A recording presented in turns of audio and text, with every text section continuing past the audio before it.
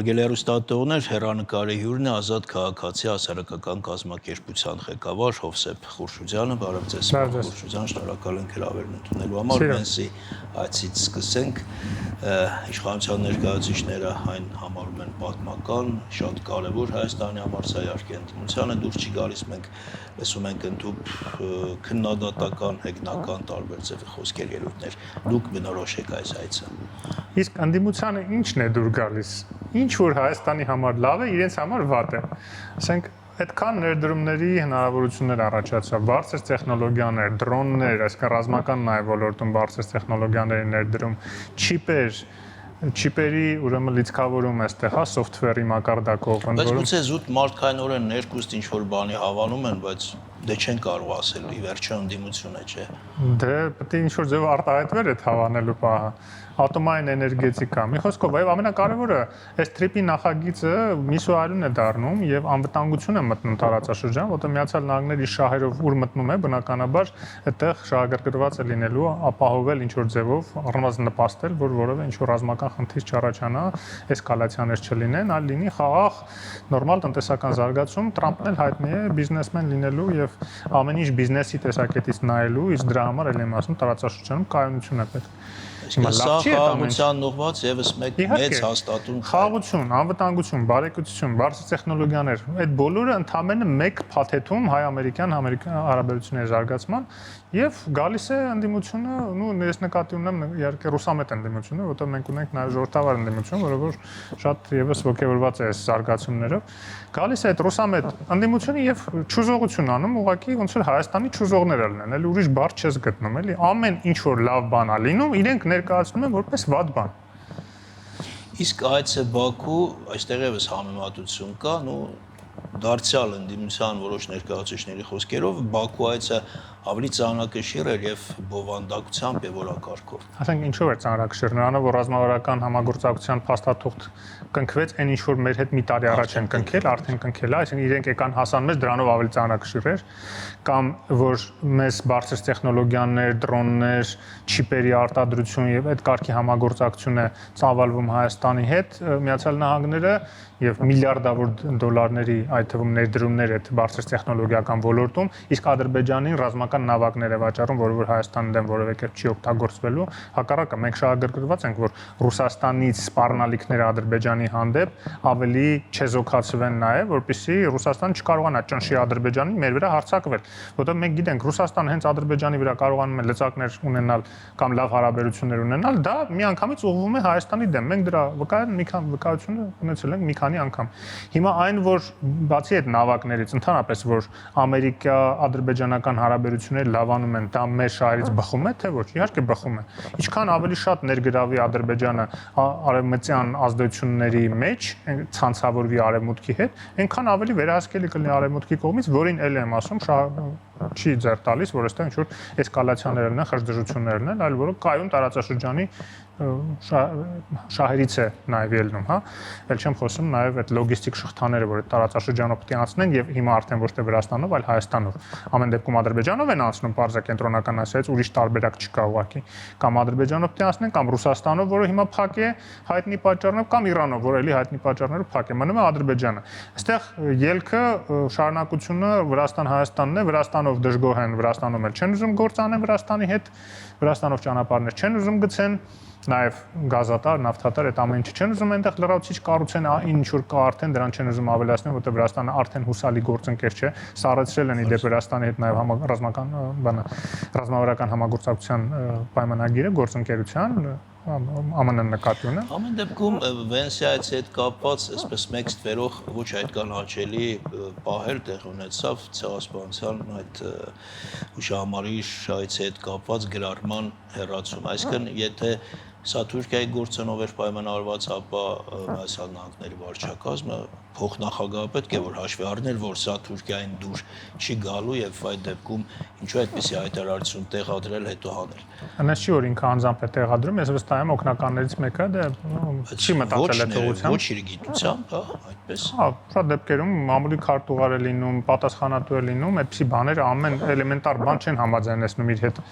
Տեղադրել են չմտածելով որ կարող է ինչ-որ խնդիր առաջանա։ կարծում եմ շատ բարձր ինֆորմացված մարդիկ են եւ ցանկացած նյուանս պետք է հաշվի առնեն, իսկ Թուրքիայի հետ կապված գործոնը փոքր նյուանս չէ։ Հիմա արդեն ամեն ինչ չի որ այդքան պրոֆեսիոնալ մակարդակի վրա է դրված Միացյալ Նահանգներում, այս նոր ադմինիստրացիայի օրոք մի քիչ փոխնախագահի դեպքում իմպրովիզացիաներ են լինում, ել չասած փոխնախագահի օգնականների մակարդակով կարող է նաեւ այդ մամուլի պատասխանատուն այդքան տեղեկացված չլիներ, բայց ես չեմ ուզում դրա վրա այդքան մեծ ուշադրություն դարձնել։ Էլ եմ ասում դրա համեմատ հազարապատիկ ավելի կարևոր բաներ տեղի ունեցան ի օգուտ Հայաստանի,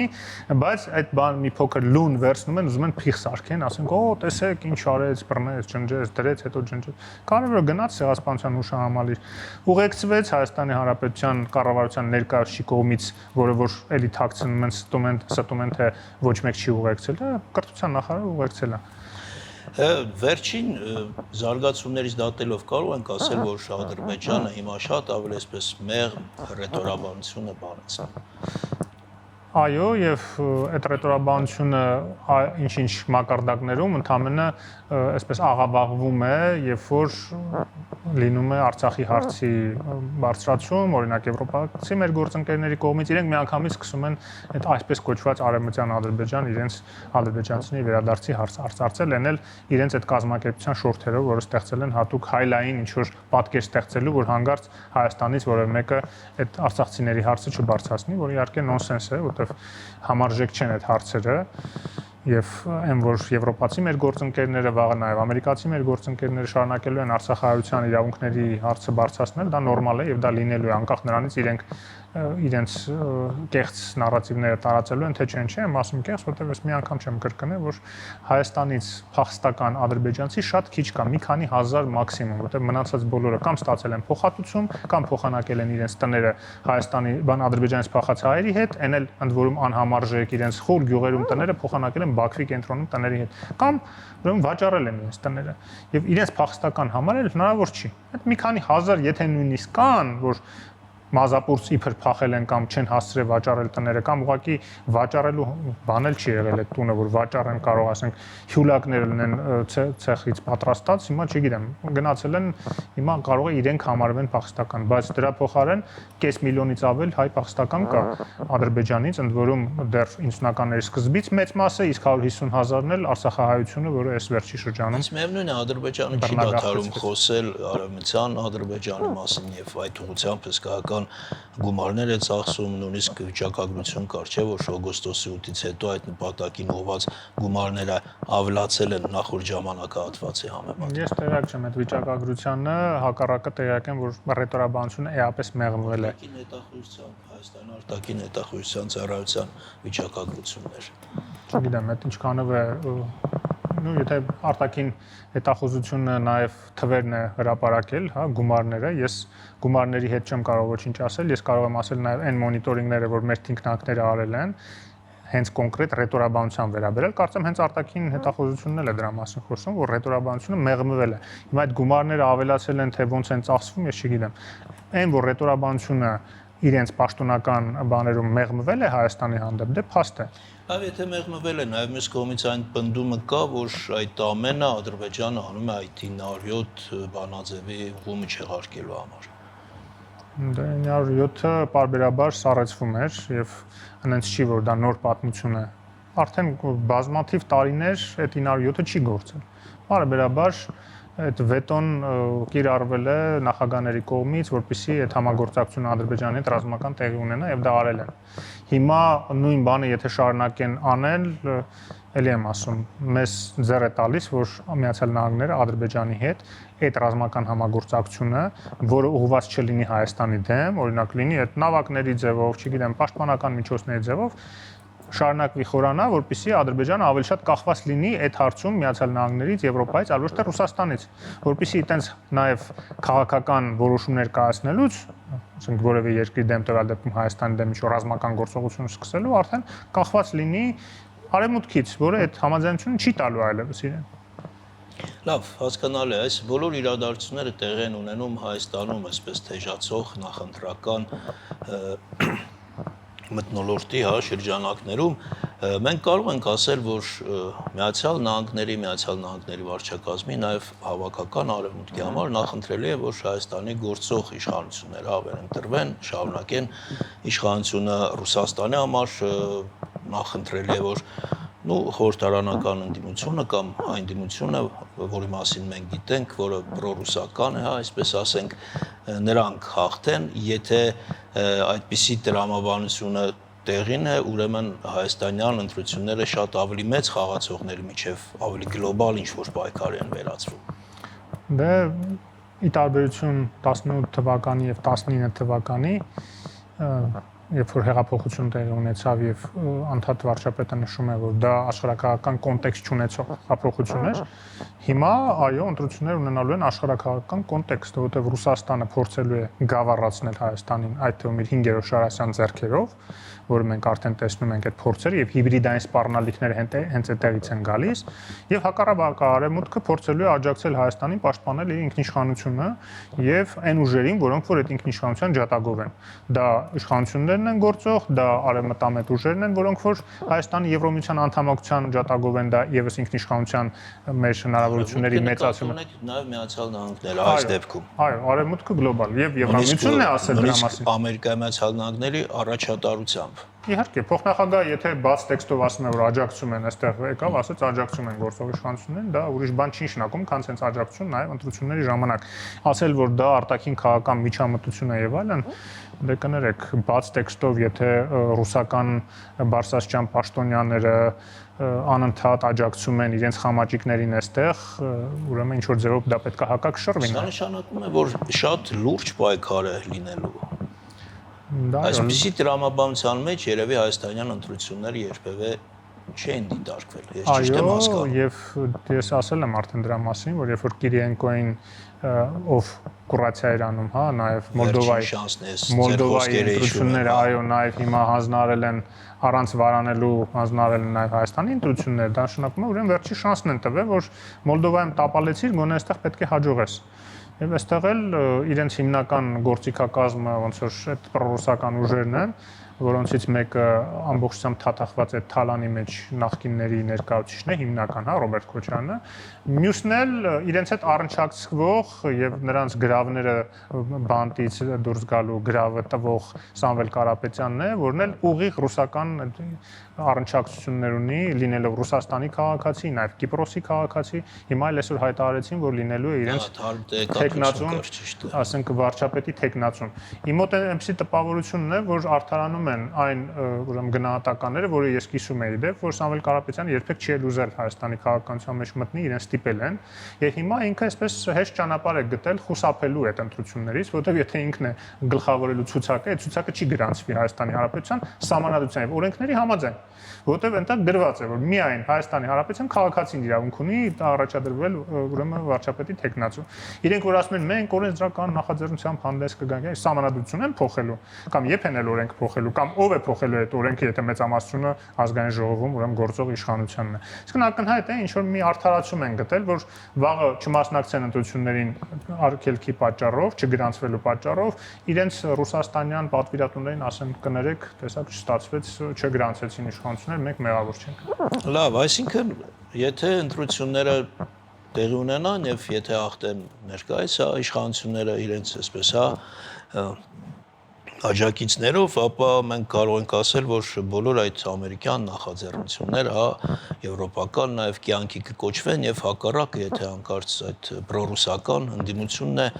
հաղթում հայաստանյան ընտրություններում, ապա այդ ամենը կտապալվի, այն ինչ որ կապված է տրիպի եւ բոլոր նախաձեռնությունների հետ եւ մեր այդ բոլորի շատերի նշած գուբերնիան կդառնանք, հա։ Միանշանակ, ոչ միայն կտապալվի, այլ մենք կգնանք ճահիճ, կմտնենք ճահիճ, այն ճահիճը, որից զորով դուրս են գալիս, այն ճահիճը, որի մեջ լինելու պատճառով մենք տարածքներ կորցրեցինք, Արցախ կորցրեցինք, Արցախահայությանն էլ բռնագաղթեցրեցինք ռուսական զորքերի ներկայությամբ եւ մեղսակցությամբ։ Այդ ճահիճը նորից են ուզում գնալ, որ էլի ինչ որ բաներ կորուստներ ունենանք, Ռուսաստանը էլի մեր տարածքների, մեր շահերի հաշվին ինչ որ ուրիշ սրա նրա այդ առևտուրանի է, իր համար ավելի կարևոր երկրների, Թուրքիայի, Ադրբեջանի հետ առևտուրանի, եւ մենք ավելի վատ պայմաններում հայտնվենք։ Ովքեր որ դա չի հասկանում եւ ուզում է ինչ-որ պրոռուսական ուժ ընտրի այստեղ բերի, ուղղակի խաղում է երկրի ճակատագրի հետ։ Այս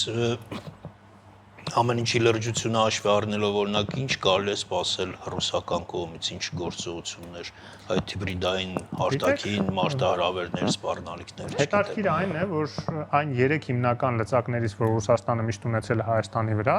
այն գլխավոր լծակը, որը որ բութ գործիքի պես օգտագործել է Հայաստանի դեմ, այսինքն Ալիևի ռեժիմը, այլևս չի կարող նա օգտագործել Հայաստանի դեմ։ Եվ հենց դրա գրավականն է այն, որ Ադրբեջանի հարաբերությունները Ռուսաստանի հետ գնալով փչանում են, այդ թվում, որովհետև ավելի բարելավում է իր հարաբերությունը Արևմուտքի հետ։ Այդ թվում, որտեղ Միացյալ Նահանգների հետ այդ ռազմավարական համագործակցության պայմանագիր է կնքում։ Այդ թվում նրա պատճառով, որ հիմա Եվրոմիության հետ է խորացնելու իր հարաբերությունները, կարող է նոր ձևաչափերով նաև փաստաթղթեր կնքի։ Այդ թվում նրա հետ, որ նրա պատճառով, որ այդ ինքնաթիռի կործանումը արդեն ընկալել է, հասկանում է, որ դա խոցում էր, այլ ոչ թե ուղղակի պատահականություն, եւ որ դիտավորյալ արված բան էր, եւ դրա մասին ավելի բարձր է խոսում։ Այդ ամեն ինչը բերելու է նրան, որ ուղղակի Ռուսաստան չկարողանա Ադրբեջանին օգտագործել Հայաստանի դեմ որպես բութ գործիք։ Այնտեղ մնում է ընդամենը երկու գործոն, կամ ուրեմն տնտեսական սանկցիաները եւ լարսը փակելը եւ այլն։ Իսկ դա բավականին լուրջ գործոն է։ Դե գիտեք, հիմա արդեն կան այլընտրանքներ, գնալով այլընտրանքները մեծանում են։ Հայաստանի կառավարությունը վերջապես սկսել է դիվերսիֆիկացնել նաև արտաքին առևտուրը, այդ թվում էներգետիկ ոլորտում, այդ թվում ուրեմն ապրանքաշրջանառության հարցերով, եթե հայ-թուրքիական սահմանը նաև բացվի այդ ամեն ինչին, ավելանա նաև ավելի հեշտ Եվրոպայի հետ առևտուր անելու հնարավորություն առաջանա, եթե այդպիսի կոշտ միջոցների գնա Ռուսաստան, ես վստահ եմ եվրոպացիները դրա համարժեք հակադարձումը կգտնեն, ոնց որ ժամանակին Մոլդովային օգնեցին, էլի այդ նույն ձևով, երբ որ Ռուսաստանը արգելեց ուղղակի մոլդովական գինիների մուտքը Ռուսաստան, եվրոպացիները ասացին, ճիշտ է, մեր չափանիշներին չի անպատասխանում ձեր ապրանքը, բայց հիմա քանի որ դուք խնդիր ունեք, մենք թույլ ենք տալի, բերեք վաճառեք։ Նույնը Հայաստանի հետ կանեն, ինչ որ ձևեր կգտնեն տնտեսությանը, որ մեծ բերդ չլինի։ Երրորդն էլ մնում է 5-րդ Շարասյան գործոնը, որին այսպես փորձեցին օգտագործեն, այնը ոնց որ թե այդքան խելք ունի 5-րդ Շարասյան որոշ ներկայացներ համենայն դեպս, որ sense գեղեցիկ ձևով այնց անեն, որ չկարողանան մասնակցել, հենց իրենց ուրեմն քայլերի շնորհիվ չկարողանան մասնակցել ընտրություններին։ Եվ նաև ռուսական, այսպես ասենք, ներգրավվածությունը այստեղի նախընտրական process-ներում, մասամբ նաև ռուս-ուկրաինական ճակատում տեղ ունեցած իրադարձությունների հետ կապ ունի։ Ես ձեր գրառումներից մեկը հիշեցի, ձերը չէր, բայց ձեր էջում էր, որը կապված էր Ուկրաինայում այդ նոր բալիստիկ հրթիռի փորձարկման եւ առաջիկայում հավանական արդեն կիրառման հետ, եւ դուք եւս կիսելով որոշ փորձագետների կարծիքներ կարծում եք, որ այդ FP-ին հա ճիշտ է հիշում բալիստիկ հրթիռի կիրառումը կարող է ինչ-որ լուրջ բեկումնային փոփոխություններ մտցնի մարտի ընթացքում, պատերազմի ընթացքում։ Ամենամեծ բեկումնային փոփոխությունները մտնում է հենց այս պահին Ռուսաստանի տնտեսական ճգնաժամի մոտելուտ արհավիրքից։ Հենց դա է ամենամեծ բեկումը լինելու, որտեղ այսօր արդեն ռուսական բյուջեն չի հերիքացնում իր տարական ծախսերը հոգալու համար եւ մտածում են եւ արդեն բաց խոսում են դրա մասին, որ ուզեն պետք է տպեն, ռուբլի տպեն, ինչը բերելու է ինֆլյացիայի, ինչը բերելու է մեծ դժգոհությունների, տնտեսության կոլապսի եւ այդ ամբողջը այս տարի է լինելու։ Այդ դա է ամենամեծ բեկումը։ Ռազմական առումով այդ բալանսը ինչքանով կխախտվի այս կոմենկոմ, չեմ կարծում, որ այդ բալիստիկ հրթիռների շնորհիվ, ասենք, ուկրաինական բանակը կկարողանա մի տարվա մեջ բոլոր այդ տարածքները ազատագրել, հա։ Դա բարդ process է, բայց տնտեսական առումով, որը լինում է հենց նաև Միացյալ Նահանգների կողմից սանկցիաների կիրառումը, Հնդկաստանին ստիպեցին էլ չի առնում նավթ կամ գնալով ավելի պակաս նավթ է առնում Ռուսաստանից, այդ ամբողջը բերում է նրան, որ ռուսները չգիտեն ուր այդ նավթը վաճառեն։ Ադրբեջանի խողովակն է փակվում իրենց համար այդ ստվերային, հա, զուգահեռ նավթ վաճառել։ Այդ ամեն ինչն է ազդելու եւ այո, դա նաև Հայաստանի համար հնարավորություն է ստեղծում օր առաջ այդ թունավոր պորտալները Ռուսաստանի հետ կտրել մեր։ Շնորհակալություն հետաքրքիր զրույցի համար, այսքան արգելի հեռուստատուներ, մեր հյուրն էր Հովսեփ Խուրշուդյանը։